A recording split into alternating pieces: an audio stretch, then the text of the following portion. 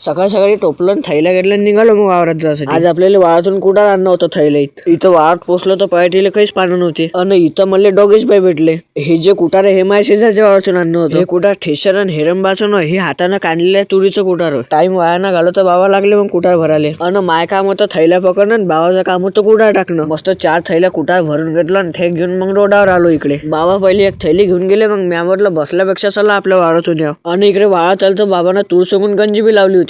आपला गहू बी मस्त मोठा झाला. आता बाबाने तेवढी ट्रिप टाकून दिली गावात. मग आता एवढं टोपलं बाकीचे थैल्या घेऊन मग मी बी आलो. आता घरी आलो, मस्त आंघोळ केली, तयारी केली ना आता जातो तर आपल्याला चंद्रजी बाबापाशी. मग काही बाबा मी निघालो. मग आम्ही 3 जण. चंद्रजी बाबाचं मंदिर म्हणजे घोटवून 5 किलोमीटर येते. 3 किलोमीटर डांबराचा रोड आणि 2 किलोमीटर असा ह्या कच्चा रोड. ह्याच शेवटला रविवार असल्याच्या कारणानं इथं गर्दी तर बम होणार आहे. आणि मंदिरात जायचा रस्ता म्हणजे एकदम जंगलातूनच आहे. आणि त्यात आमच्या एरियामध्ये बिबट्या सुटलाय.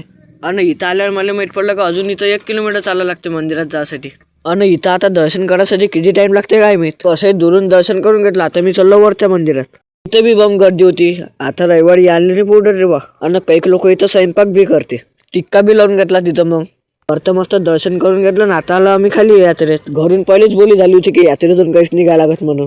तिथं थोड्याशा साईडनं महाप्रसादाचा कार्यक्रम होता, तिथं गेलो मग आम्ही. इथं बी बम गर्दी होती कारण इथं महाप्रसाद होता. असं म्हणते की ह्या वेळीतून पहिले जुन्या काळात भांडे निघायचे. इथून मग घरी जायसाठी निघालोच होतो तर इथं दादा भेटला. दादासोबत मस्त एक सेल्फी काढून घेतली, निघालो मग घरी जायसाठी. चला तर मग आजच्या व्हिडिओ एवढं तुम्ही फॉलो करून टाकता. भेटू पुढच्या व्हिडिओमध्ये.